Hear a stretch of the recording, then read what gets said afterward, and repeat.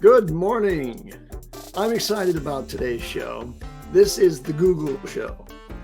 2 days ago, we did a whole show on Google's Notebook LM, which has the potential for becoming the deep research plus guided learning plus conversational AI assistant with presentation modalities that are multimodal, and it could become a universal product and AI interface for those core purposes, just as ChatGPT has become for chat interaction the leader, the standard bearer for interaction with LLMs.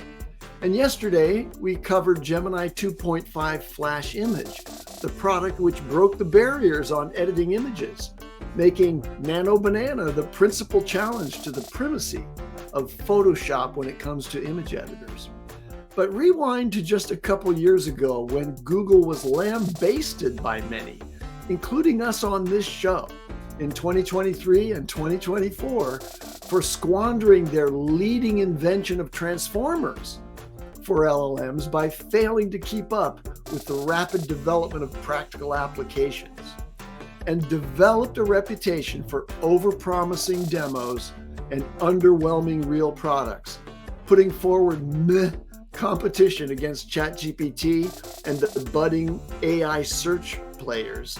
The story was that Google's fundamental business model was being disrupted and Google was fumbling to respond. But now they're in fast forward mode.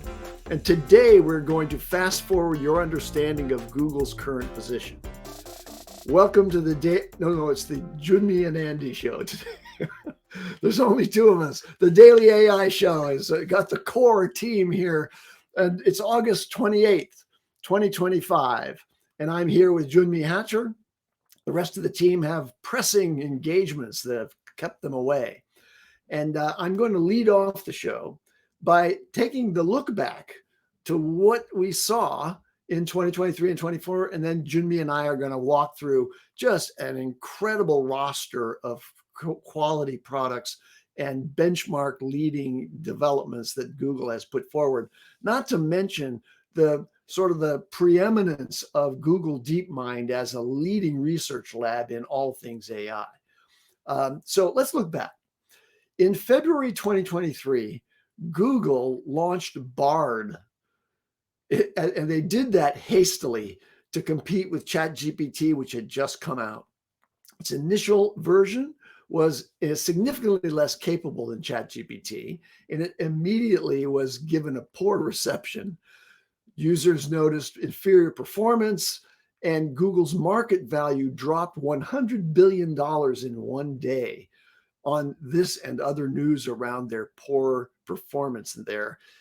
They came out, now remember, Google has, like Apple, an enormous ecosystem of users, an enormous installed base of users, not only for their online services, but also for hardware. So the whole Pixel line of telephones is the counterpart to the iPhone ecosystem. And we all know that AI has a very important role on the mobile devices. And a lot of the developments are moving towards putting these things on the local handheld small computer. So they launched their Pixel 8 with a Tensor G5, and it immediately had problems. There were fabrication problems because they used the Samsung 4 nanometer process instead of TSMC's 3 nanometer process. And that led to inefficiencies and performance issues, including they were overheating. There were widespread reports of that phone overheating, making those phones seem unreliable from Google. Then they launched AI overviews in May of 2024, the next year, with dangerous and incorrect answers. The news came out about that overview offering the idea that you should mix chlorine bleach and white vinegar, which creates toxic chlorine gas. Absurd advice like adding glue to pizza sauce. Remember that one? And eating rocks daily for nutrition. And then historical errors like claiming that Barack Obama was the first Muslim president and Andrew Jackson graduated college in 2005. And that was fundamentally undermining Google's reputation as an authoritative information source. How embarrassing for Google. Then Bard, of course, bad branding, bad performance. They started in late 2023 to announce the arrival of Gemini. And this is their attempt to kind of recast the tool suite that AI is within the Google ecosystem. And that got delayed then to 2024 due to multilingual performance issues. And all of this allowed OpenAI to continue to put forward new products, new advancements on their platform that gave it the leadership position. Then you had a Gemini image generation controversy in February of 2024, where, for example, refused to generate images of white people among the founding fathers, right? Remember that? They would have a diverse collection of different images of human sort of racial profiles, if you will, in order to do that. So they ended up with historical inaccuracies like medieval knights and that included people of color, for example. Then they temporarily suspended Gemini's image generation feature, a further embarrassment for them. And then they had AI, just broadly speaking, they had AI training and safety problems that led to all these things, and product strategy confusion. So that they had three different kinds of AI assistant: Bard, and then Assistant, and then Gemini, without really clear differentiation of what that progression was. And they had a succession of feature removals. And why does all of this embarrassment matter? Well, that led to OpenAI's leadership. It extended ChatGPT's lead and damaged Google's reputation of even being able to struggle by with basic features. And Apple methodically integrated some smaller advances in the iOS systems that allowed the Apple integrations to appear to have a momentary advantage, and it also shifted from Google to Microsoft the position of being the reliable AI partner. So Microsoft, using OpenAI products, became much more reliable on the enterprise side. Google had a lot of red flags and bad check marks. And so all of that led to OpenAI's leadership, a Microsoft advantage. Apple continued to provide a really consistent system for their iOS system against Pixel's jagged entry. But now they've really turned all these things around. And we're going to talk about a lot of different announcements just in the last several weeks, importantly in the Pixel space where AI is very important. And the release of that Pixel includes the addition of Tensor G5, a Google-only processor that addresses previous chip performance issues, and it was done with TSMC rather than Samsung. And so it has the latest and greatest parts. Their quality is going to be very apparent when I show you, and I'm going to end my sort of introduction to this show by just sharing with you the LM leaderboard, right? The LM Arena leaderboard, and show you where Google sits today with all of these different aspects of AI. So let me get that set up here. Now I'm going to share my screen over here. It always takes us a couple of seconds to do that. Here we go. This is the leaderboard. And let me add that to the stream here quickly. And tell me when you see it, Jyunmi. Have you got that? Okay. So this is the LM Arena leaderboard. And this is a really important test for all the models because it's a blind test among hundreds of thousands of users. And go study, if you're not familiar with lmarena.ai, study it. It's the sort of unbiased, blind A/B comparison of different outputs in various domains. And here you see for text chat, who's the leader? Gemini 2.5 Pro.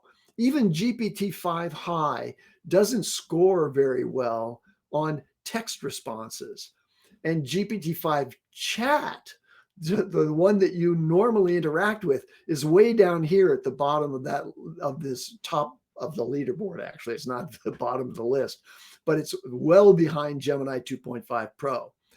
In web dev or coding, GPT-5 High is at the top, and then Claude Opus 4.1, very, very close here behind, but then followed closely by Gemini 2.5 Pro.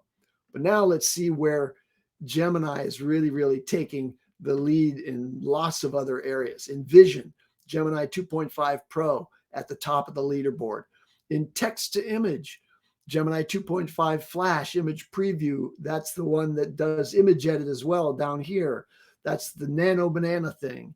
It's at the top of the leaderboard, but just behind it, Imagen 4.0, which is the latest sort of text to image generator out there. But now you don't even have to do that. You just use 2.5 Flash, and 2.5 Flash exceeds the qualities of Imagen, the text to image specific model out there.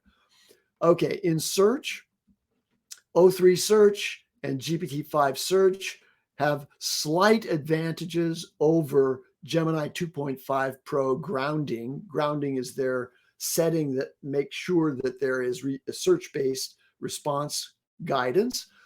Text to video, we got a 4-peat here on Google with their VO3 model, and same with image to video. VO3 is really leading that. Now in Copilot, I'm not sure what Copilot is as distinct from coding, but anyway, Gemini doesn't really even have any of their latest models involved there, and it's actually Claude 3.5 Sonnet. So I'm kind of ignoring this one as being not so important. Now the overall arena overview, let me see if I can get this up here so you can see this better. It's kind of an eye chart, I know, but here's the overall performance. And these are basically tied. Claude Opus 4.1 and Gemini 2.5 Pro are kind of tied for the first position. You can see they all these different areas, are basically number one. GPT-5 High, is failing, going down, quite a ways in longer queries, in creative writing, in hard prompts, etc. So anyway, that's the end of my rant or my opus paean for Google. Google is really a system of choice now, and I'll just end by saying, let me just unshare this. Let me just end by saying, if I were to make a recommendation today to someone who's using AI for free, and what should you do to just pay the minimum, approximately $20 a month, to get access to a full suite of AI capabilities? I might have said ChatGPT before. I would be inclined to suggest Claude because of all the power of Claude, but Claude is really moving primarily towards coding as the basis for their revenue model, although they're very, very, very successful in all their other domains, as you can see in the LM Arena leaderboard. But my recommendation is now go pay for Google. You have a Gmail account probably. Use Gemini in the context of all of the Google app suite, and use the pro version of Gemini. You will not be dissatisfied. Powerful words and powerful claims, Andy. I'm going to have to take the position of, no, I'm pretty much in agreement. No, do the counterpoint. Do the counterpoint. Okay, so I guess there are a couple of counterpoints, but number one, I agree that Google has made all of the catch up, filled the gap, and is now competing neck and neck with everybody else. That I don't think is a question anymore. In terms of raw output and capability, I'd say it's pretty much out there from my own personal experiences. I do have a couple of small caveats, and I guess this is what I'll focus on. To counterpoint for what you're saying is a recommendation, I think there is a clear distinction between free and paid. If you're already in the Google ecosystem, you have lots of levers to pull, but it is a myriad.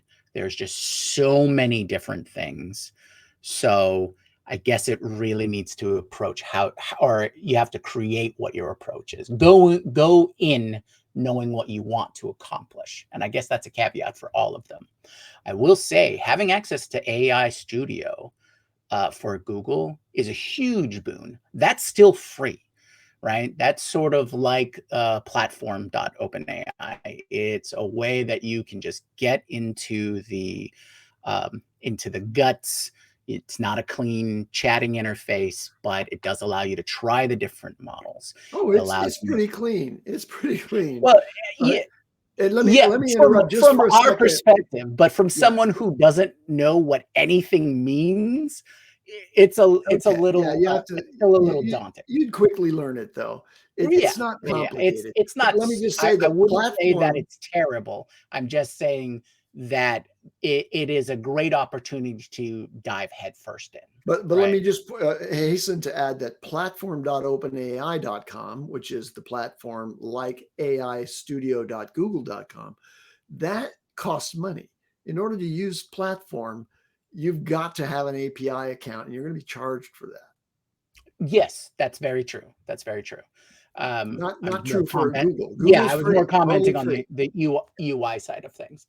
Yeah. But aistudio.google.com, what that does give you a lot of free access and big access, a million token context window. Exactly. And so all you need is a Google account to start using that. Now, once you're in there, you can pretty much try every single model and how it might work for you and things like that. So if you're coming in brand new, like you know nothing, it might be a little bit of a learning curve. But like Andy said, you'll get the hang of it. And of course, if you just watch our show every day, you'll be an expert, no problem. Then you can use anything, right?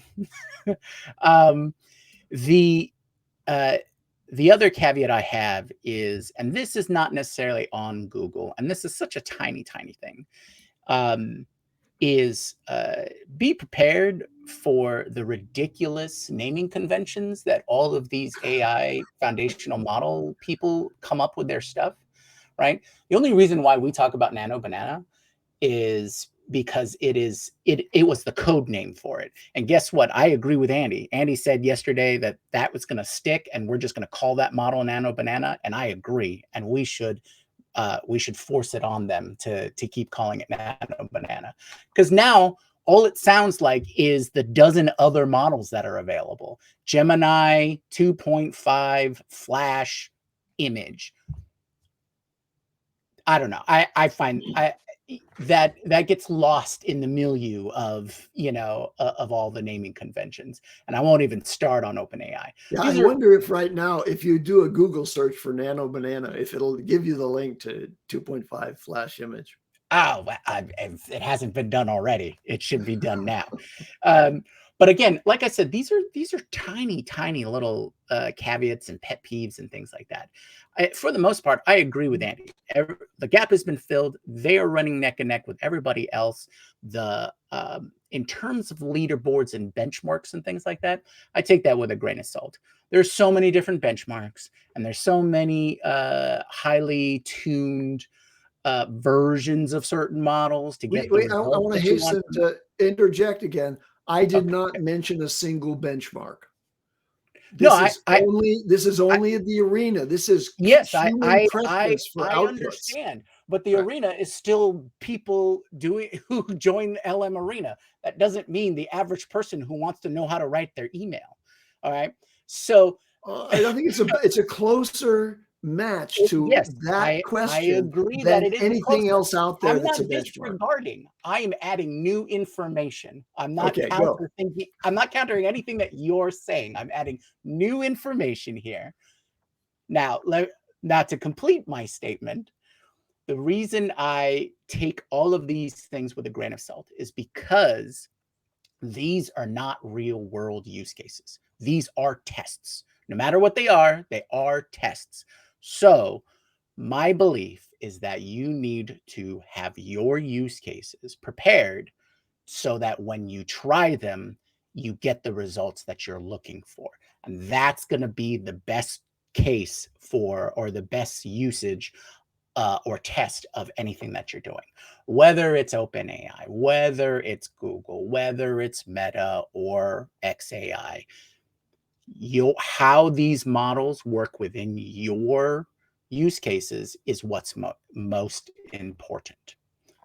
That being said, if we're gonna talk about what we recommend for users to cut their teeth on, so to speak, or really dive in, your least expensive entry point is Gemini, because Google knows that they have a huge marketplace and market share in terms of what is in people's hands, especially with things like the Pixel phone, right?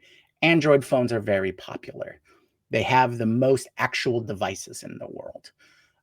Gemini being the built-in assistant on every single Android phone up to a certain generation. And I believe my phone is the oldest one that can do it. I think it's a Pixel 6, which is like what, 2018? I don't know how old that is. It's forever That's old. ago That's when old it for turned. phones.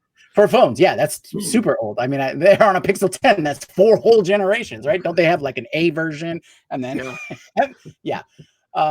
But suffice it to say, since we're talking about Google, I wanted to move in from the initial history, which is fantastic. So thank you, Andy, for going through all of that. But I wanted to highlight a couple of the big wins that I've seen recently. And I don't know if you want this in chronological order, Andy, but this is AI, so everything happens within a few weeks, Now right? we're So, fast forwarding to today. So what is it that Google has today that's impressed you? okay, so number one, today information, and we were kind of talking about this a little bit just before the show, is A16Z just came out with their latest report of Gen AI usage, or Gen AI app usage, right? Top Yeah, and 10. A16Z, by the way, is Andreessen Horowitz, Yeah. and that's Mark Andreessen, one of the Mhm. sort of titans of Silicon Valley and AI now. Yeah. On the venture capital side. Right. Yeah. And so they've been coming out with these reports steadily, and we've done quite a few episodes on their report, and we might do one on this one as well if there's enough info here. But the big draw that I got from the initial scan of the information is the big conclusion is all the other big foundational model companies are catching up in terms of unique monthly usage to OpenAI. So number 2 on all the top 10 lists right now is Gemini. Small caveat. Remember, all of these companies and products, so Google, Meta, and XAI, they have entire platforms and to integrate their products into, opposed to OpenAI. But that's a separate conversation. But the main draw here is to compound upon what Andy was saying before, is all of these other foundational AI companies have essentially caught up, and Gemini specifically. Now, that's probably contribute to that is probably the integration of Gemini as the Android assistant. Gemini in all of Google workspaces, both free and business, and that's probably the number one touch point for people who want to use any form of these chatbots or models in their day-to-day life, whether it be personal or work life. And since it's right there, that does make it a lot easier to use and engage with. But I think that's the main takeaway. Now, I'll have to dive deeper to see what we can actually, what the real meaty bits of the report are. But that's the initial takeaway, and that just goes to further further highlight how advanced or how progressive Google has become. Now, there's a number of other tools that are our personal favorites.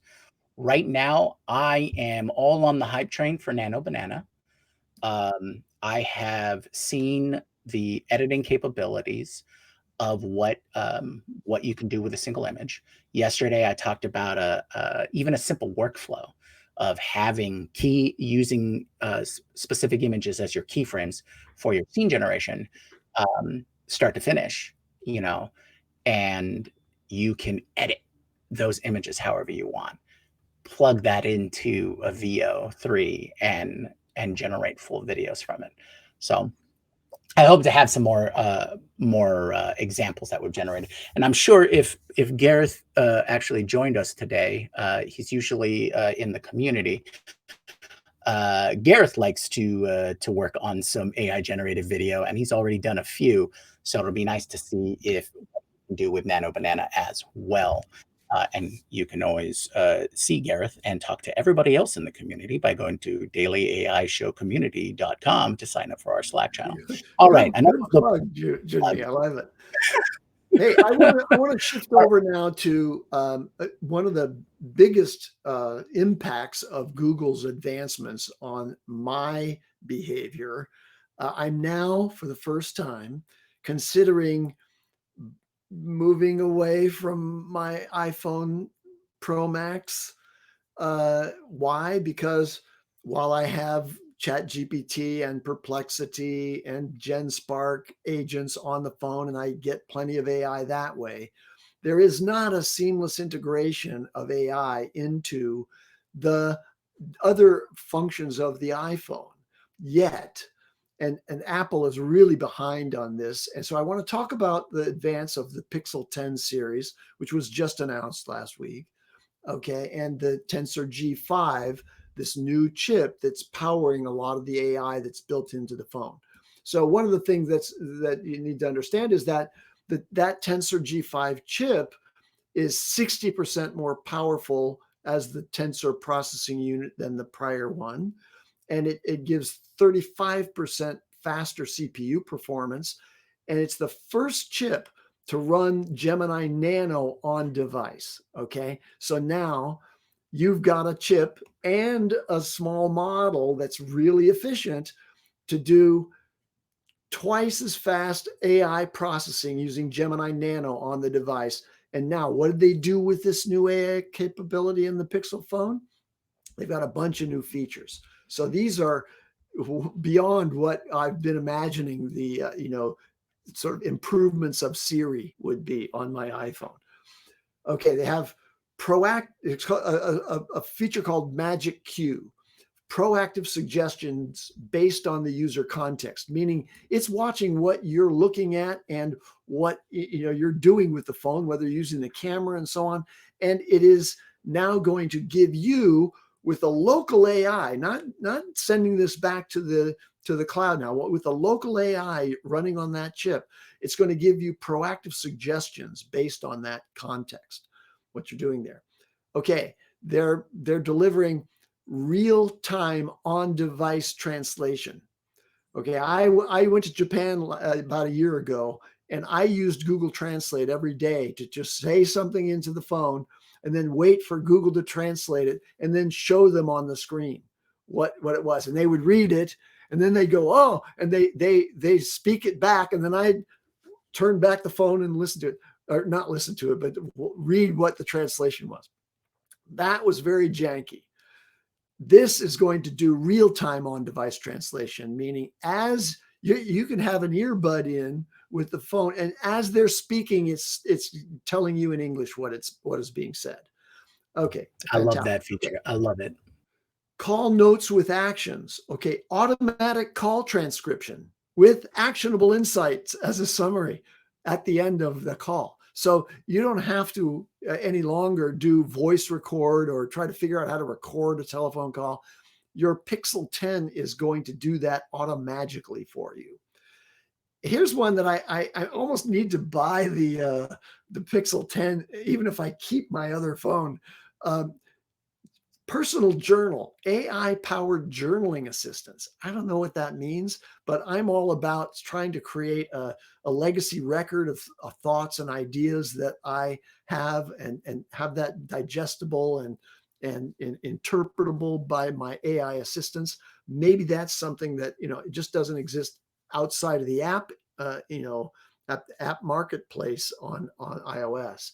And then they have advanced on-device fraud prevention. The local AI is going to be helping you detect phony texts, phony calls, and all of that. So, wow, thank you, Google, for all of those things. So you've got these incredible Tensor G5 driven advancements on Pixel. And I'm saying, as tied as I am to, I use MacBooks, I have iPhones. Everybody in my family has iPhones. As tightly as I'm wound into that system, I'm leaning towards Pixel 10 right now. That's bold. Wow. Okay. Well, because normally once you're in an environment, you're in the environment. It's hard to move, but I think Google paved the way. Yeah, that's very enlightening. And strong words, because to move platforms as integrated as the devices are today, being able to say, I think I might move, that definitely makes me, sit up and pay attention. I go back and forth. I've always had different devices for, different tools for whatever the work called for. But in the early days, it was all Mac. And then that platform became more integrated, and then Google's platform became more integrated. And so now I have a mishmash of all kinds of little bits and things. So it's probably easier for me. But if you're fully integrating the platform, yeah, that's definitely a moment of pause. Now, for me, I've been really enamored with the open source side of things.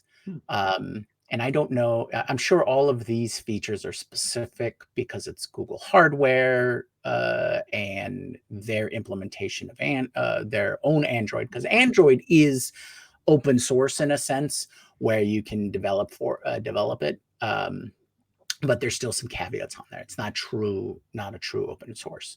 And one of the things I'm wondering is, because of these advancements, and now we're seeing this is what I talk about an edge AI case, right? This is a touch point directly to the person. They don't have to actively go somewhere. It's now in their day-to-day lives. Everyone spends so much time on their phone. It directly connects to them. And whether that be garnering their attention, eating up their time, being their productivity device, whatever it is, this makes me wonder, should we have alternatives, to this? So I was looking into something called Graphene OS on the open source side of things to see if it'll run on my phone, because they tend to run on Pixels and things like that. So just as an aside, I would like to see if these, because they're supposed to be run on the hardware, does that mean you can easily port the capabilities because the hardware actually runs it, and it's not supposed to be something really proprietary to the larger platform? That may also be a case to not necessarily pull the plug, but move in between platforms or environments, because having control of the hardware opens up an interesting aspect of, just homebrewing things and all those kinds of things. But I completely agree that the Pixel 10 announcements are all of those really big jumps in quality of life things that in some cases you didn't know that you really wanted, but will be super useful to you. I personally love the Translate announcement. I think that's a huge step forward.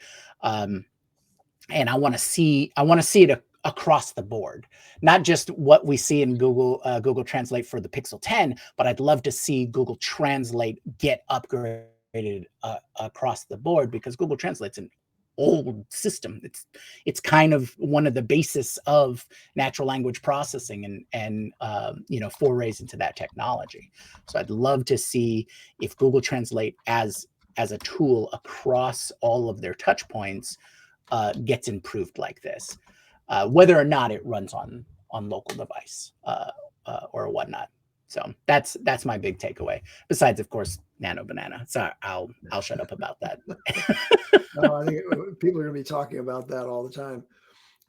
So I wanted to mention also, in addition to the on-device things, they have an advanced conversational AI called Gemini Live. So that's primarily a mobile-focused conversational AI experience, and but it's not limited to the mobile device, and you can use it on desktop as well. So it has a voice-centric design. It's not largely a text thing with read aloud or whatever. It's hands-free conversations, typical for mobile usage. Here in California, it's a $560 fine if you're caught with your phone in your hand while you're driving. So now I can just have the Pixel 10 sitting on my dashboard and just speak to it, rather than having to pick up my phone and figure out which app to select and all of that.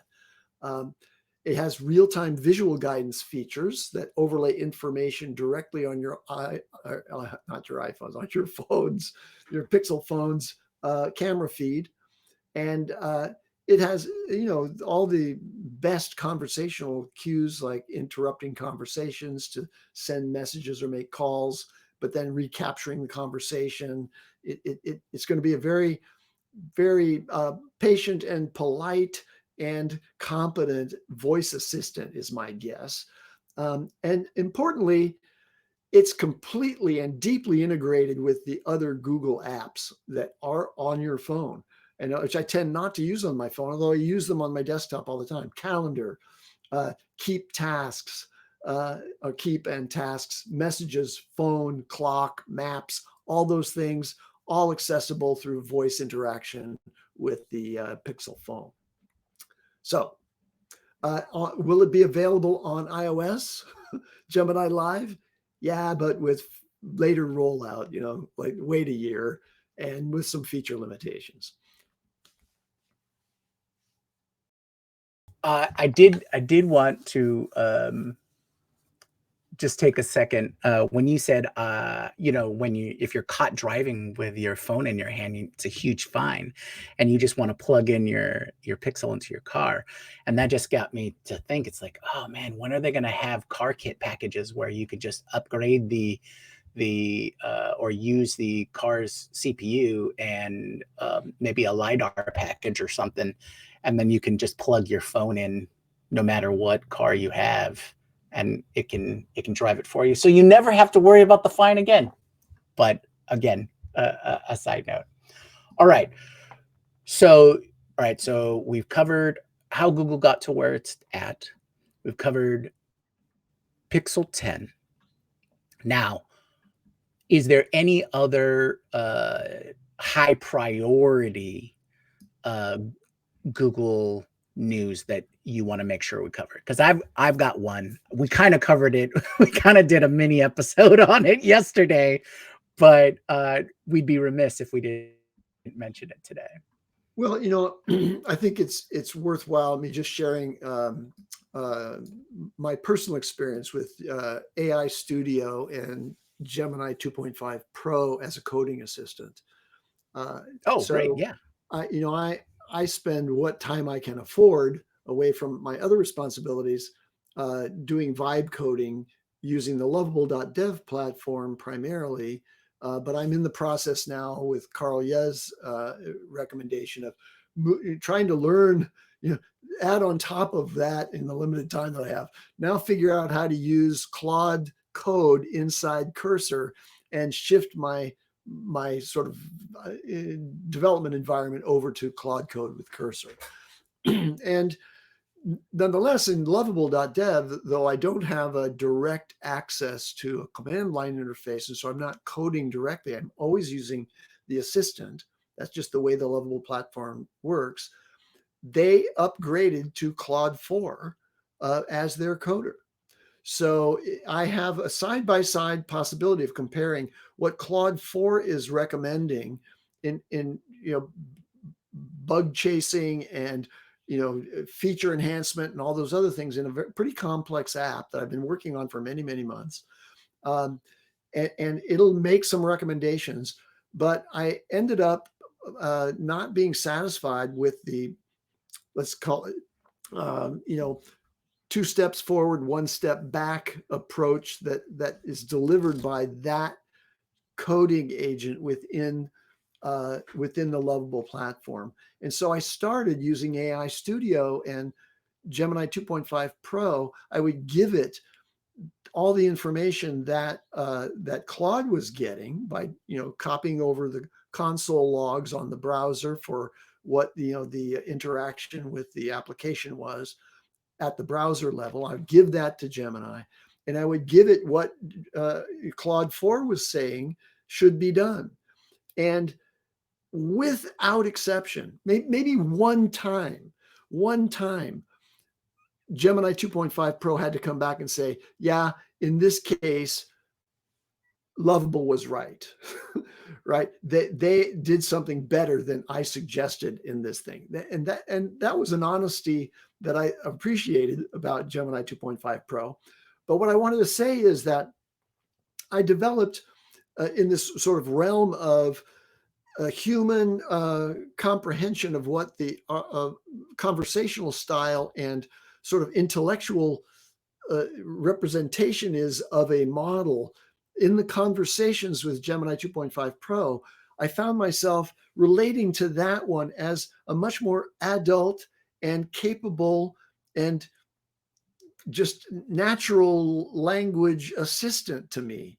And I really appreciated that personality that Gemini 2.5 Pro had, on top of the fact that it was almost invariably guiding and directing Claude into what should be done in this situation rather than what it had suggested be done, which was in many cases just overblown and prone to introducing a wide range of errors that would complicate my life unnecessarily. And So you had Gemini your knows how to kind of ChatGPT strip 4.0 that mode. down. Even though it's not inside the application, it Right. had enough information and the million context window to understand, what I was working through and to guide me and give me literally copy and pastable instructions to Lovable to do that. And that became my way of working. So I have a relationship with Gemini 2.5 Pro, and I can attest to its clarity, its reasonableness, and its competence across the board. And I really enjoy, as you saw in the LM Arena, that humans evaluating the chat interface. Just what do you get back as conversation from each of these models? Being able to compare them side by side without knowing which is which in the blind arena context. Gemini 2.5 is way ahead of even ChatGPT or Claude in its ability to converse with you. So I think, again, I just wanted to highlight that Gemini 2.5 Pro, you're not playing with dozens of different models here as you might, and ChatGPT 5 is trying to follow the same trajectory, right? Centralizing on one model suite, GPT-5, with additional thinking and image creation and all of that. Gemini 2.5 Pro does all of that. And now you've got Gemini 2.5 Flash, that's a smaller model, image, and that's the leader, that's Nano Banana. And so they're all in the Gemini 2.5. What's going to happen when DeepMind's advanced research gets applied in the Google ecosystem to Gemini 3.0? You know, we were disappointed. Maybe the personality that you've liked so much is going to be gone, and then it'll be a much more immature personality. No, don't lose it. Yeah. Anyway, so I think unless you have anything else to wrap up with, this has been largely me gushing about Gemini 2.5 and right. I think we being can safely teased say by the that Pixel. Andy Halliday likes Google Gemini. Yes, I think that is a safe that is a safe assumption that we can make. Yeah, well, I don't have really anything. The ad from the chat. I just saw this because Gareth is, you know, as you mentioned, he's someone who works closely with image generation, and he just said, "I will say, Nano Banana breaks pretty quickly." That he just mentioned in the chat, and I have seen reports of how you can kind of mess up an image with, you know, ineffective prompting with Nano Banana. So remember, 2.5 images just released, like how many days ago? Like 3 days ago, something like that. It's going to get better and better. And I think that's the big takeaway from today's show, is that Google, while it stumbled at the outset, is relentless in its improvement and its quality delivery of products that really hit the mark. And I think you can't fail by, you know, investing in Google, whether you're an enterprise or whether you're an individual. And I'm not talking about dollar investment. I'm talking about the investment we all make in time and attention to learn how to use these things practically. You can't fail, you know, going with Google. Google is not going to disappoint you in the long run. Well, on that, yeah, I have nothing to add. I think all of the points that you made are salient. I am really interested to hear more about what Gareth has to say about slipping on the Nano Banana peel, though that was a joke. That's a good one. I love that. And yeah. By the way, Gareth, I didn't mean your prompting was bad. I saw examples of real big breakage where it was clear that you know, you could correct it by you would be forced to correct it by advanced prompting techniques. And I know you have the skills in that area, Gareth. So you can break it easily, but you're probably stumbling across those things that are poor about Nano Banana now. I just hope that they figure out quickly how to fix those things. All right, Andy, take us out. Yeah, so let's close it out. Thanks for joining us today. This has been the Google Show, or the Jyunmi and Andy Show, one of those two. And join us tomorrow. Tomorrow's kind of our rando wrap-up day. We address a number of subjects that, you know, have piqued our interest and our attention that we weren't able to cover in other shows. And I have a number of things that I want to talk about tomorrow. In addition, as Jyunmi pointed out earlier in the show, feel free to go over to the dailyaishow.com and sign up for our newsletter. It's a very well edited digest of information that you can read just on Sunday morning while having your coffee. And just by reading that one newsletter alone, you'll stay fully abreast of what we talk about every day, Monday through Friday at 7 a.m. Pacific and 10 a.m. Eastern here on YouTube Live with our incredible crew of DAS community members. And you can join them on our Slack, our free Slack system. It's out there for your community use, and it's at the dailyaishowcommunity.com. With that, Jyunmi, take us away. Aloha.